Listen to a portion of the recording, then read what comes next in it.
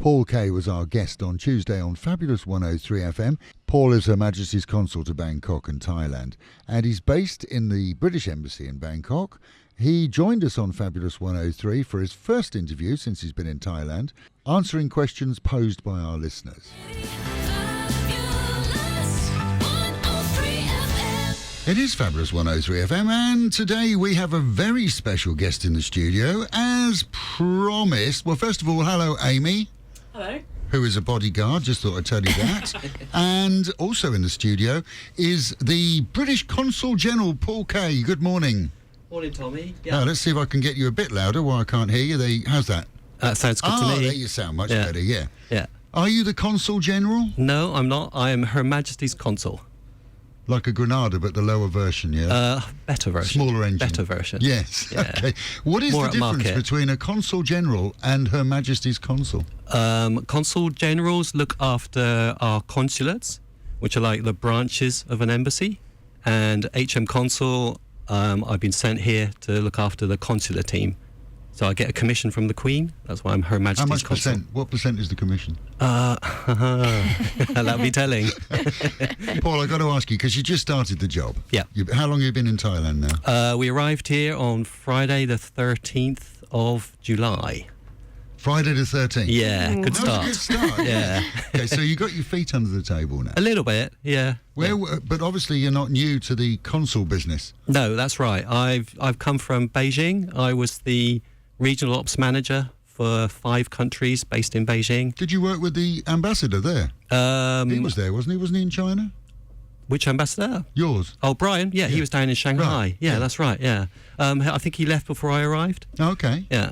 Yeah. But I've been there for a while. I looked after mainland China, Hong Kong, Taiwan, North Korea, and Mongolia. Wow. So I've got a bit of experience bit of around an area, this wasn't region. it? Yeah. And you sure. were telling me before Bolivia? I lived in Bolivia for 6 years. My wife's Bolivian, yeah, in a different lifetime. I worked for the British Council for a while before I joined the service. Oh, did you? Yeah. Okay. I was a teacher. Were you? Yeah. What did you teach? English. Yeah, very good, isn't it? For many years, yeah. Make sure we speak with capital letters with this one. Yeah, watch your punctuation, please. Kids? Yeah, 3 boys. Yeah. 3 boys? Mm-hmm. Ages? 14, 14 and 14. How does that work? Don't ask me. Twins? How does that Triplets? work? Special trick. Yeah, triplets. Triplets? Yeah. Triplets of Wow. 14, eh? Yeah. Matthew, Alex and Danny, my Right, boys. Okay. Yeah. How do they like Thailand? Oh, Matt and Alex love it. Really, really enjoying it. Danny, the transition was a bit tricky for him, so he's just getting into it now. But yeah, really, really liking it a lot. See, Yeah. I think it's kind of cool that we've actually got to meet Her Majesty's Consul to Thailand, as opposed to just knowing that there's one sitting in an ivory tower somewhere. This is really cool. And have you done a lot of radio? This is my first radio interview.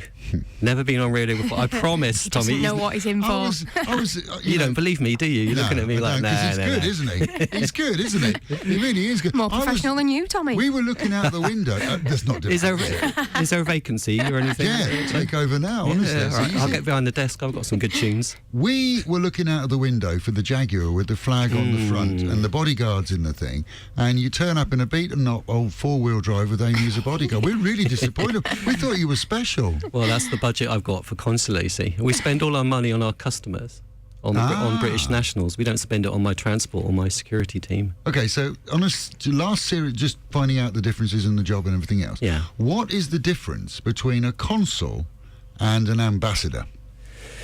Well, the ambassador represents UK interests in the country, so the ambassador leads the embassy in a country. I only look after the consular team.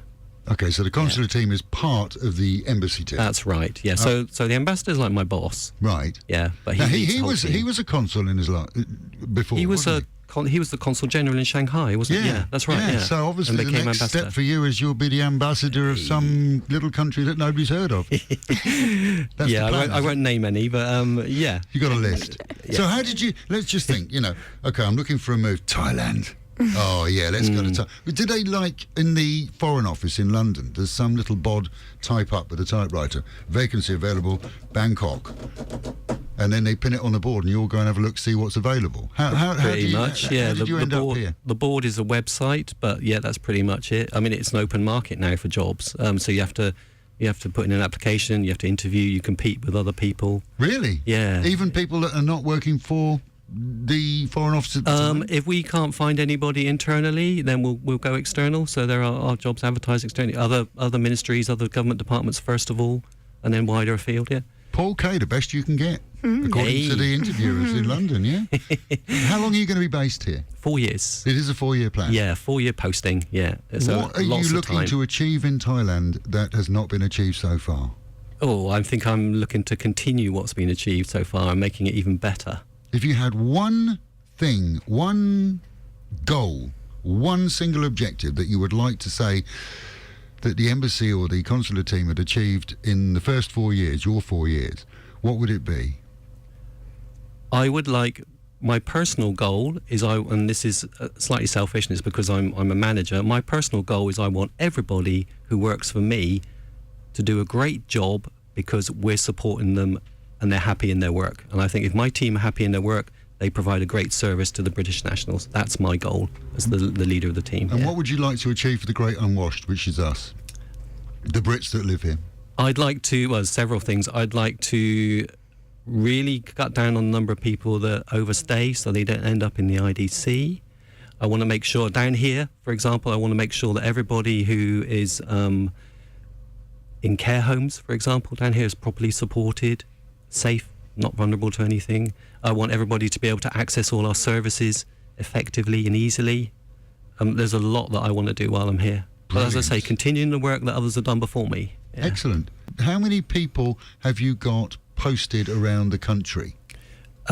We have, at the moment, we have honorary consuls in 4 areas around the country. Which are? Amy's going to help me out here if I make a mistake. Chiang Mai, Koh Samui, Phuket, and down here in Pattaya. Yeah. Okay. And so I think you know our Oncon down here, Bert. Bert, yes, everybody knows Bert. Yes, he does a really good job. He's one of these people that are not in your face. Look at me, I've got a big badge. He just gets on and he just gets on with it. Nice. Yeah, he's a real trooper for us. Yeah. Plus he cooks a good breakfast in his cafe. I've had the beef stew. And have you? Yeah, I was full. Still for here, days. are you? Yeah. All right, let's have a look at some, because really it's a bit odd today because it feels like it's not my show because all the questions are coming from listeners. Yeah, well, that's a good thing. And It's a good opportunity. Didn't want to give you a heads up really too much in advance because that wouldn't be fair. I'm going to read you. Oh, first of all, I've got to read you this comment. Where's that comment I had? Let's hope the commentator, which is me, by the way, has some balls to question him, not just ask him his favourite golf course and cocktail lounge. Which is your favourite golf course? Wentworth is very pretty. We don't. Cocktail lounges, I don't go to cocktail lounges. Pubs, I can name a few. Already? Not in Thailand. I'm UK pubs. All right, no, I love when you get comments like that. But here's a couple. We're going to start off with the questions. Michael Buckley's emailed in. He says, "Please explain why it's so difficult and expensive if I want to take my wife and daughter to go and live back in the UK. Now, my wife is Thai," says Michael. "Yet if I married a woman from a different country, she could walk straight into the UK. Does the consul think it's fair that Eastern Europeans who contribute nothing can walk in, yet my wife is educated, wants to work, but I need to have about £80,000 in the bank first?" This is a good question. I'm afraid I'm not going to be able to help Michael out with it, as we don't deal with the area of visas to enter the UK. You don't? No. My area is British nationals when they're abroad, rather than foreign nationals going into the UK. Who deals? That's VFS, isn't it? Well, on the ground here, yeah. Ultimately, it's Home Office rather than Foreign Office. All right, so you're Foreign Office. Yeah. And, of course, because you're going into the UK, it's Home Office. Home Office, that's right. Yeah, absolutely. Well, that's got him out of that, hasn't it? It's yeah, wriggled out of that one. That's every question we've got, isn't it? Nobody's happy. I've got to tell you. No, for sure. Next, we need to get somebody from the embassy in, don't we? Because we've got these questions, honestly. Robin emailed and said, VFS Global is such a poor-performing company. 2-star rating on Trustpilot. I think that's a website. Thousands of complaints. Will the contract be put up for bid? Or will the work be handled in-house as it was before? It's got to do something. I know it's not your area. Not my area, yeah. And it's not fair to pressure you, but it is a little bit. Maybe you can take the message back. Yeah, That absolutely. Message back to the big posh people in the big building, you know, the big ivory tower offices there, that most of the emails that we've had come in have been about getting a visa and the visa service in Bangkok. That is concerning. I'm very happy to take that feedback back, Please. and make sure it gets to the right people. Yeah. That's got him out of it, hasn't it? Yeah, completely out of that one. All right, Paul, let's give you one that you do cover. Why did the embassy close in Pattaya, which actually it wasn't an embassy, it was a consular office? Yeah, an office, And where is the new one in Bangkok? Well, I'll answer the easy bit first. Right. The new one at the moment is in Wireless Road. Which is where you are now. That's right. Always been. Yeah. You're going to be the consul that is the only consul that works at Wireless Road and the new place you're building, aren't you? You're building a little prefab outside the city somewhere, aren't you? It's a hut in my back garden. What is going on? I mean, first, the most expensive land sale ever in the city of Pattaya. We've sold the embassy to, I think, a supermarket group's bought it, hasn't it? I don't know. Doesn't matter as long as you get the We've money, sold does it, yeah. Where are you moving to? I'm going to pass you over to Amy now. Hang on, let me just turn Amy on. Where are we? I'd like to, where are we going, Amy? So we are going to Saturn. We're going to Saturn. Saturn. Where's Saturn? So Saturn is the CBD really of Bangkok. What's a CBD? Central Business District. Thank you. English, you know, we don't do. Sorry, I'm so used to acronyms. We're acronym heavy in our office. God. Old people don't understand things like this. So you're moving to the business development area. Is it easier to get to from the motorways? It is actually. So it's attached to Naratawat Road and Saturn. I mean, for those of you who know Bangkok well, it's very near Saturn Road and Naratawat. And those roads are connected to the highways. So it's easier to get to than Wireless Road? Well, I mean, we've got Bangkok traffic to consider, haven't we? Yes, we have, haven't we? When are we moving there? I think it'll be within the next year or so. Really? So you have started building? No, we're still. I mean, we've obviously identified an office building, but the actual design and things are still to be confirmed. Oh, right. So he may be here and he may not be here. In process. I mean, we'll definitely be moving to Saturn. That's been confirmed. Just don't know when. But yeah, I mean, timelines are still pretty flexible. Going to be kind of sad though, isn't it? Because there's a lot of history in that place where you are now in Wireless Road. All the other posh embassies are up there. The Yanks are up there. The Malaysians. It's just full of embassies down there, isn't it? And you're moving out, flogging it to be a car park and a supermarket, and you're going to move out to the business centre. It's kind of sad. It's a bit of history there. I think my family are. I mean, we've only been there a couple of months, but my family will be probably a bit sad about it. I'm going to miss the monitor lizards that I meet on my way to work in the morning. Do you live in the compound then? Yeah. Oh, do you live in the compound, Amy? I actually live near the new location of the office. Oh, now I wonder who chose the location. Now so we know. The truth is out. Yes, yes. In the new compound, is there going to be accommodation as well? So it will be. I mean, it will be.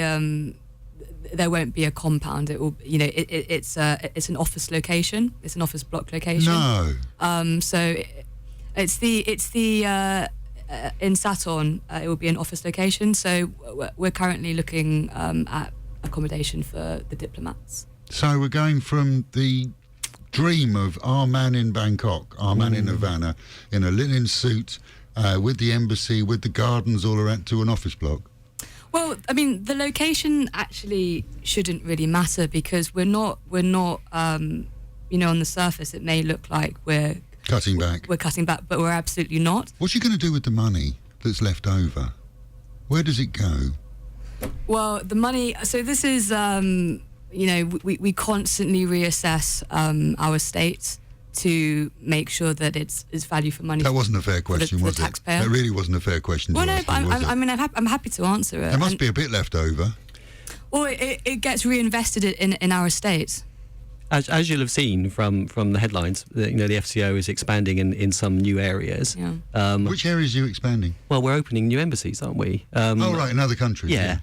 As, you know, as part of the Global Britain project. So, you know, obviously that takes money. We're not asking for any more money. We need to find it from within our estate. Part 2 of our interview with Paul Kaye continues tomorrow.